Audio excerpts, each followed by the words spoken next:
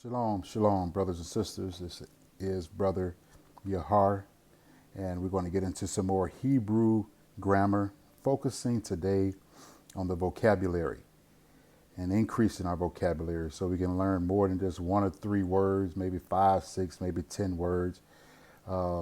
Increase our vocabulary and also learn how the grammar works in Hebrew. This is very important.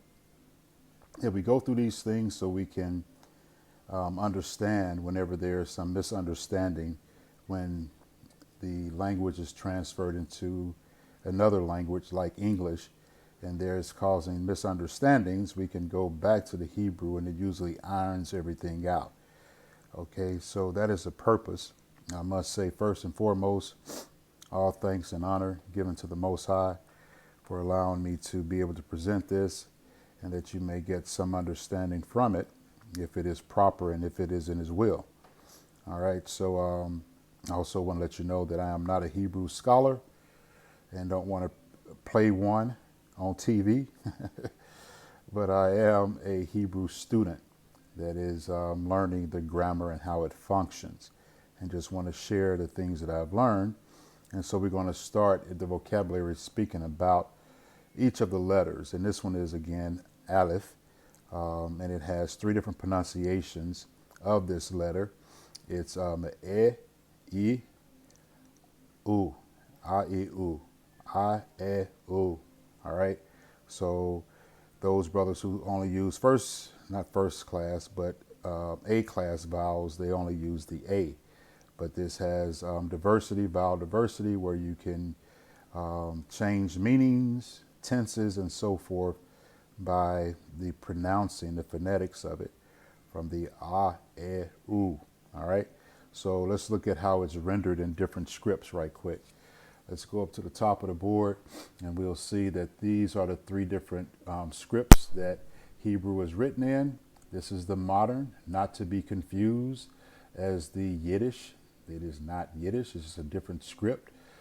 This is also the Picto, and also, as you may be familiar with, the Paleo. And I'm going to use both the Paleo and the modern in showing the vocabulary today. So this is what it looks like. All these are the same letter, the ALEPH, but in different scripts. All right. The pronunciations and so forth and how they're arranged are all the same. Check your Paleo script if you have it and compare. And now this letter means one of three things, if not all three things. It means ox head. That's why you have the Picto showing an ox head. It also represents strength. Also, crown is the leader, or the leader, leader, crown. And all these, as we go over the words, you will see some relevancy to how the words are formed from the ALEPH to form meaning from ox, head, strength, or the leader, crown. All right. So let's get into our first word. And before we go there, just let you know that the amazing thing about Hebrew is the only language that each one of the letters have meaning, and the words are formed from that meaning. So it's a very well organized, which gives representation that it's most likely the language from the Most High. We're speaking of the known languages, and it's a beautiful language. I enjoy learning it and understanding how the letters represents the message that is being spoken. All right. So let's get into it. The first one we're going to go over is an adjective. It represents a number. That's what I have in the circle here is the parts of speech. This is an adjective. And the first word you may be familiar with, it is called a cud. A cud. Notice the second letter, which is a guttural, which means it comes from the back of your mouth toward the throat area when you pronounce it.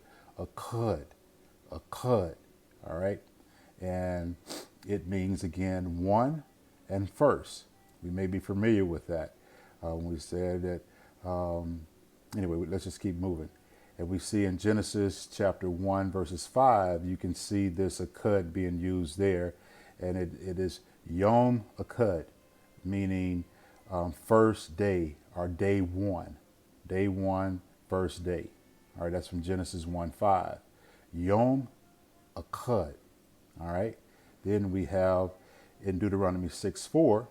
Everybody should be familiar with this verse, which is Yod He Wahe, and this is the deity that is speaking and saying that Yod He Wahe Akkad. All right, meaning the deity is one. All right. So that is the first letter, the first word, and I think you all are familiar with that word. Let's go to another familiar word that you may be familiar with. It is the Ak. All right, Ak. This is a masculine noun, which is shown here. And what does it mean? It means brother. And we use this very frequently, even though we may not speak Hebrew frequently, but brothers be talking about the ox, right? Even though it should be Akim in the plural state, but Ak is a brother. And you notice that Ak, that comes from, again, a guttural, Ak, Ak. Notice the guttural at the end, Ak. And in Leviticus 19:17, we have, you may be familiar with this one as well. And it reads, Lo Tishna, that means do not hate. Lo Tishna et Ahika, meaning your brother. Notice here, the root is still the Ak, which is here, but you have a pronominal suffix at the end, which means your. Meaning second masculine singular, all right? Your brother. So again, it's Lo Tishna et Ahika, all right? That's taken from Leviticus 19:17. Let's go to the next one, and we have another popular word that we know, which is Ab, okay? Ab, and it means, it's a masculine noun meaning father. Okay, so we have that one. So what does mother sound like? We have the mother, which is ain, meaning mother. That's a feminine noun.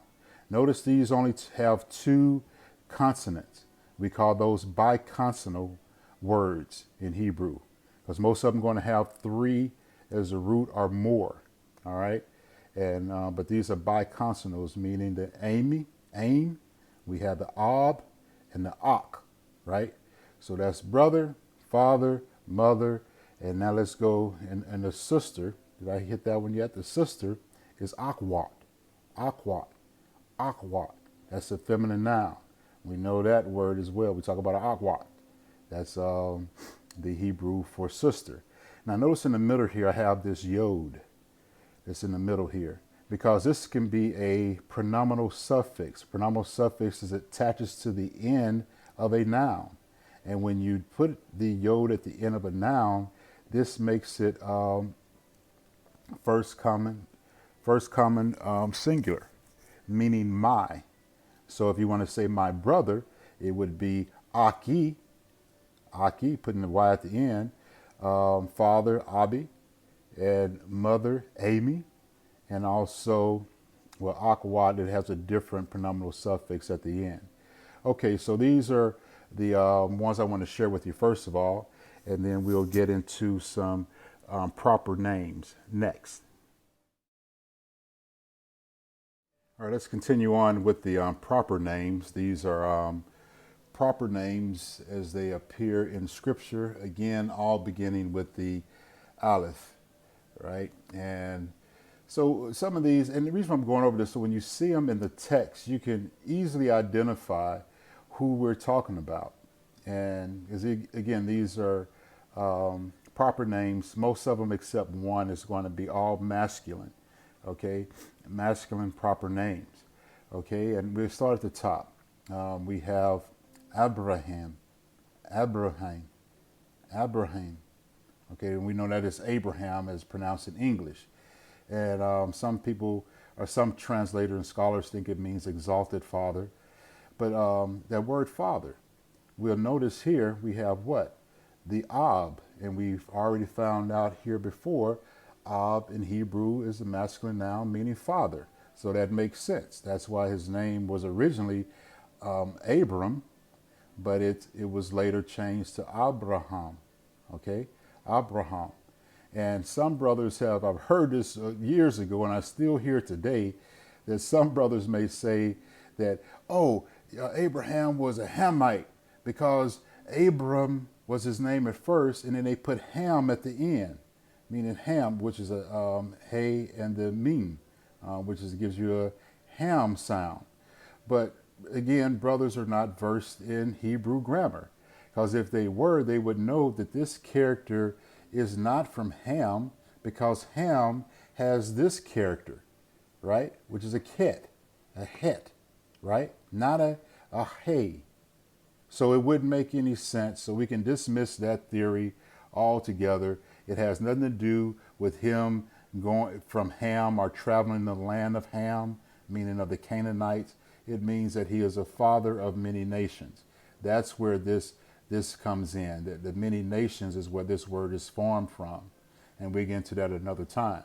But that is Abraham, and that's how it appears in the Hebrew text. Again, this is the modern text, not the Paleo, but it doesn't make any difference. I'm going to go to the Paleo next.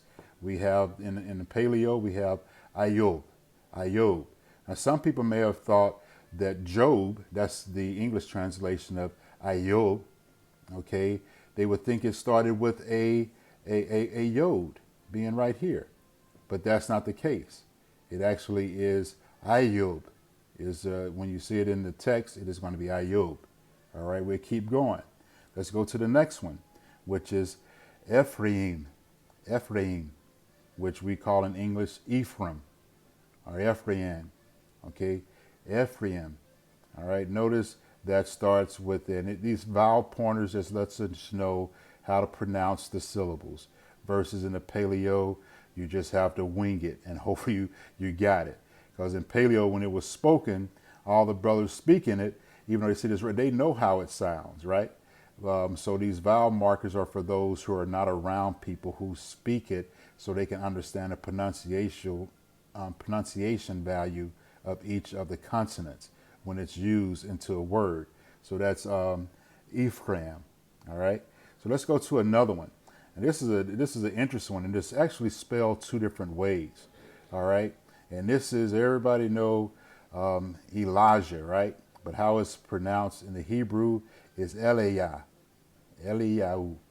It's either Eliah, like Elijah,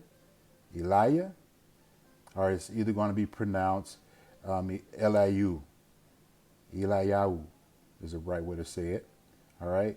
And what it actually means is, because we know we got the L, we're going to get to that in a second. That represents the word God, and is Yah, or Yah. Okay, God is Yah. That's why we get the Elijah. Again, it can also be pronounced with, you have a wa at the end. It will make it Eliyahu. Eliyahu.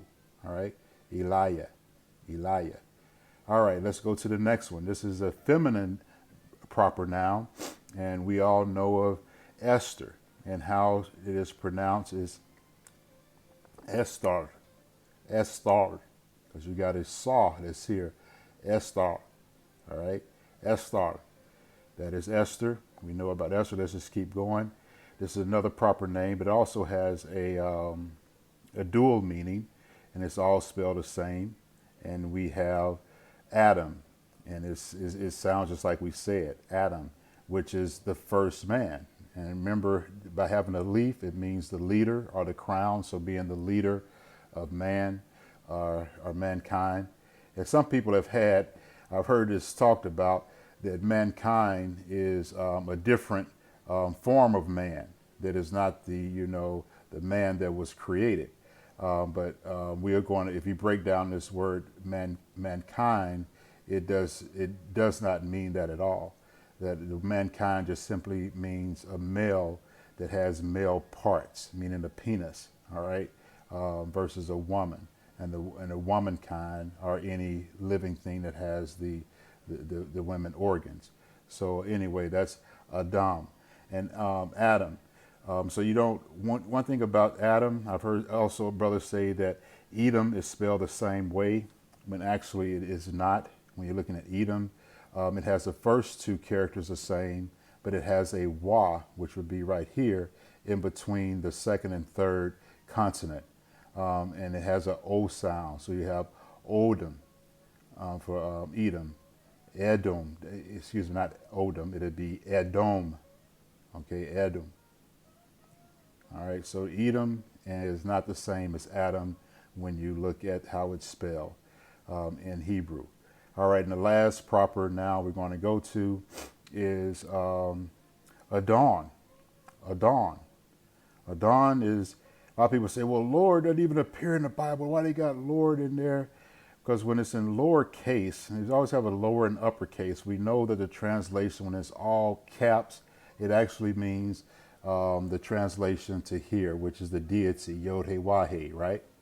But Lord is actually a word in Hebrew as well, and is represented in Hebrew as Adon. And that's why Adonai, some people say Adonai, which means with the Y at the end, as we talked about before, pronominal suffix at the end will make that possessive, meaning my Lord or my master, right? And it's used throughout the scripture. So, but this is never really rendered as the Yod He Wah He deity. Is used more as Lord or master, Adon. And it's a noun, masculine singular, Adon. All right, and if you put Adonai at the end, Adonai, then that makes it my Lord or my master. All right, so that goes over the proper nouns. Let's just look again at some more words and that you may be familiar with. This is one that is called Abib. Abib. Abib. Some people may call it Abib. Abib. All right, this represents the first month, right? That's going to be coming up. It's significant for us because the world is about to start celebrating the new year being in January, when that is not the first month. We know the first month is actually Abib, all right? And this is some scriptures that bring it out. I'm not going to get into that right now, but it is a masculine noun, and it means fresh young barley ears. This first month has a lot to do with when the barley harvests are gathered. When the young barley ears on the end of the actual stem of the barley, that's when you know the month of Abib is there. That way no one can confuse this, and that definitely does not happen in the wintertime. It happens in the spring. That's the first month, which means it's the leader, the crown, all right, of the year, of the months. So that's Abib, all right? So let's just go to another one. This is one that you may hear quite often, which is Amir. Amir. And that means to say or to utter. It is a verb. All right. Amir. You may hear way amor, which means and he said. When you, in a lot of Greek, not the Greek, but a lot of the Hebrew scriptures, you will find that. But Amir just simply means a verb that means to say or utter. Amar. Amar. I said Amir before, but it's Amar. Okay, so let's go to the next one. This is one that is also a feminine noun, and this is one that appears over 2,500 times in the Hebrew. So if you're reading the scripture, you're going to see this word a lot, just like you will, well, we get to that in a second. But this is eris, eris, which means land, a land mass of some sort, or it means the earth. All right, eris, eris. All right, let's keep moving. Let's go down to some pronominal or independent pronouns, not pronominal suffixes, but independent pronouns. And these appear so often that you want to understand this. These first two are interchangeable. Sometimes you will see anai. Sometimes you will see anoki. Anai and anoki, they means the same thing. First common singular, saying I. Like I did this or I did that. That is independent pronoun that you would see is anai or anoki. And if you're talking about the plural, it would be anaknu. Anaknu is what it would be in the plural sense. So it means we. So if you're going to say we're going to get together and do this, it's a naknu. If you're going to say I'm going to do this or I did this or whatever, meaning an independent pronoun, it would be either anai or either anoki. All right. So let's move on to some other words. All right, let's get into some very important words that appear quite often. This first one here is el, el, kind of like ginger ale, okay? El. All right, this actually is meaning God.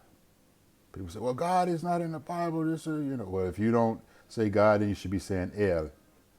Or either you can say Elohim, because when it appears in the English, it is one of these two, either El or Elohim. All right. What's the difference? Well, one is a masculine noun singular, which is here, and you have to. If it wasn't vowel diversity, these two characters, when put together, as you see here, they can have 3 or 4 different meanings. So how would you know unless you had the difference of the sounds? Okay? We're not going to get into all that right now. We're just going over the el. All right? This represents God. It also represents strength and power, which has a lot to do with what the word means. Remember we talked about strength? Ox head, power, strength. There you have it. That's what forms this word el, right? So you have God, you have angels. Represents, even angels is not just always God in the singular sense, it can be angel as well. Strength and power is how you look at that, right? So let's go to Elohim. Elohim. All right, that means rulers, because it is plural. It's noun masculine plural, right? And this appears over 2,600 times in the scriptures. El appears over 370 times in the scriptures, in the Hebrew scriptures. So it's a very popular word. And especially Elohim is definitely a popular word. It is a plural in a sense. Now, let me just explain to this very quickly, and it may be needed to have a more in-depth explanation of this, is if you imagine, because it has God here, which is the same as the divine deity that's speaking here, our deity, that why is that singular and yet rulers and judges? Because when you talk about in a plural sense, the best way I can explain it is kind of like a committee, if you would, a group of individuals with power that has been given to them by the main, the face of the consortium, if you would, is why you can call it a singular. And to give you an example of that you may be able to relate to is like, look at the organizations of, let's say, Amazon and Microsoft. All right. We know that if you say the head or the face of that organization or corporation, we know it's going to be a certain individual on each one of them. And those individuals are well known. So you say, hey, there's Microsoft right there. We all understand, hey, that's the guy in charge of it all. The whole organization, that's the head. That's the strength. That's the crown of that organization. Even though that person is singular, but it's other people on that committee that makes up rulers and people in power in that organization, whether they in HR, whether they in IT, whether they're in management, production.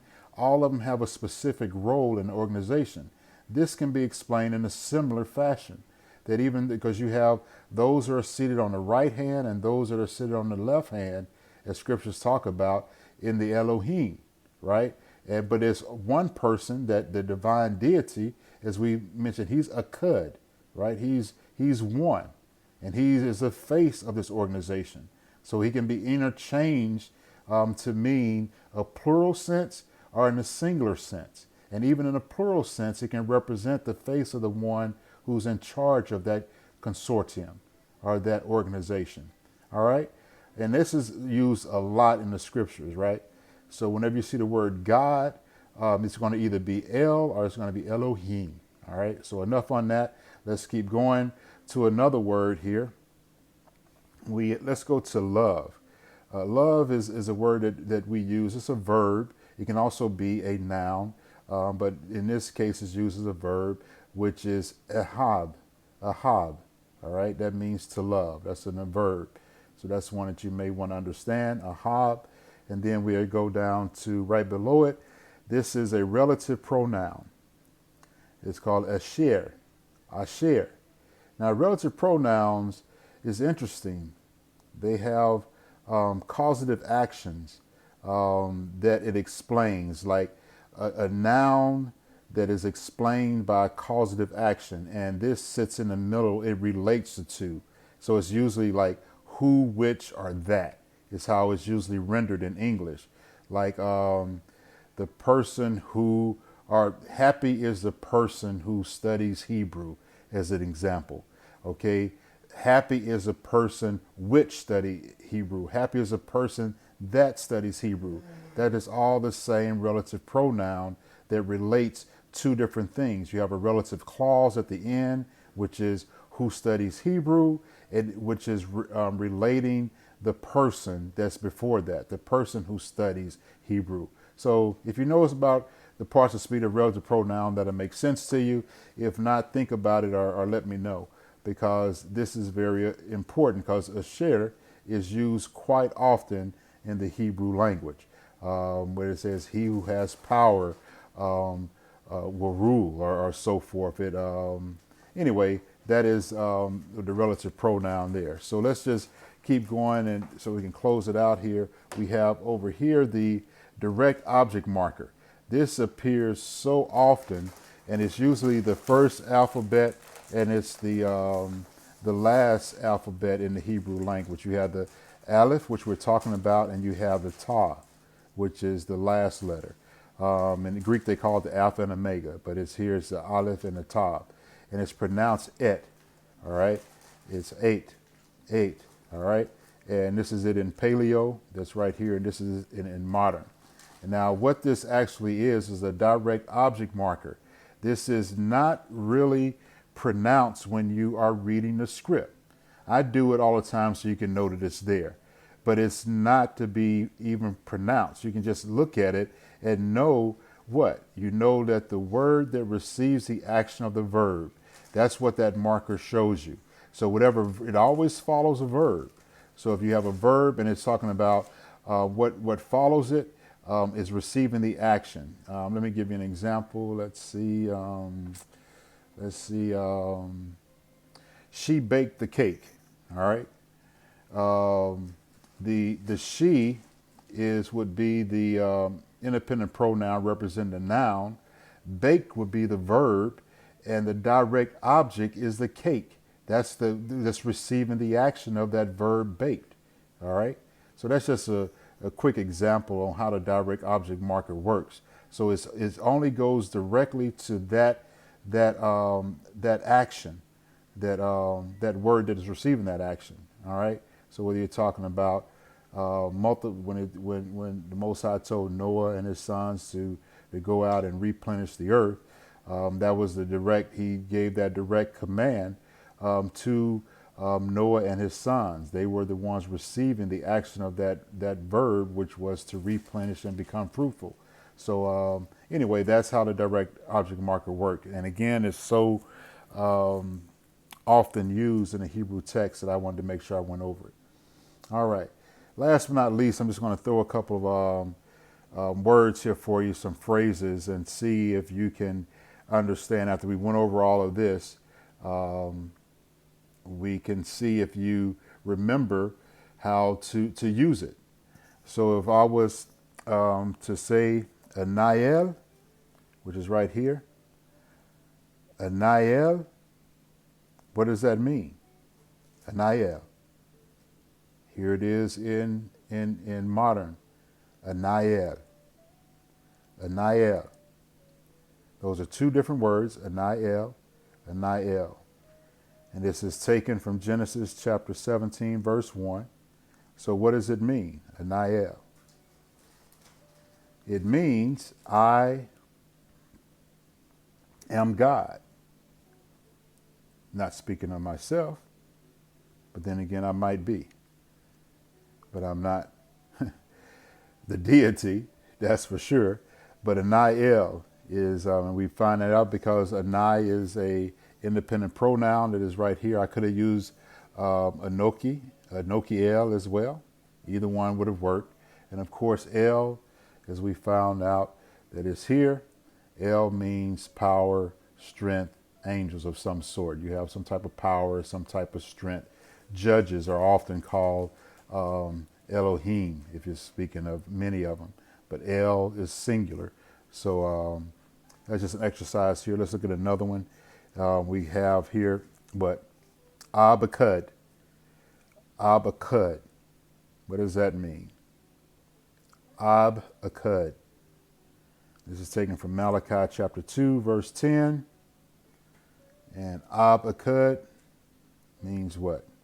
Ab means father.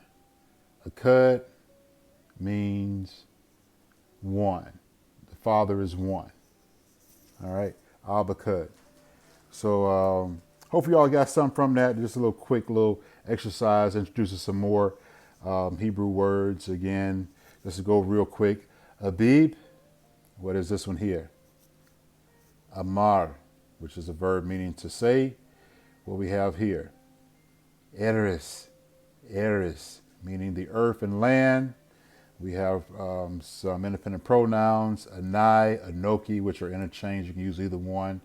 Whether you're a male or female, you can use it means I, first common singular, Anai, Anoki, and Anaknu when we're talking about we as independent pronouns.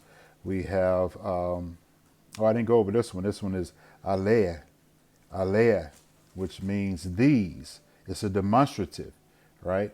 It's a demonstrative which means these. It can be masculine plural or feminine plural, meaning these, all right? It's meaning like that, these, and this. It's a demonstrative. And that's often commonly used in the Hebrew text. All right, we have the direct object marker that is usually not pronounced, but it's et, okay, eight. And we have some more here. We have Asher. We have Ahab, which is a verb meaning to love. We have Adon, meaning Lord, and it's usually pronounced with the independent pronoun, not independent pronoun, but pronominal suffix at the end, meaning Adonai, meaning my Lord or my master. We have Adam. We have Esther. We have Eliah or Elijah. All right, Elijah or Eliyahu. And we have Ephraim that is here. We have Ayub, and we have Abraham. And we have Akkad. We have Akwat for a sister. We have Ak as a brother. We have Ab as a father. We have Aim as a mother. All right, so that's going to close it out. And we can't forget about El and Elohim. All right, and hope you all got something from that. Let me know if you have any questions, comments, and I will say shalom, shalom, much love to each and every one of you. Shalom.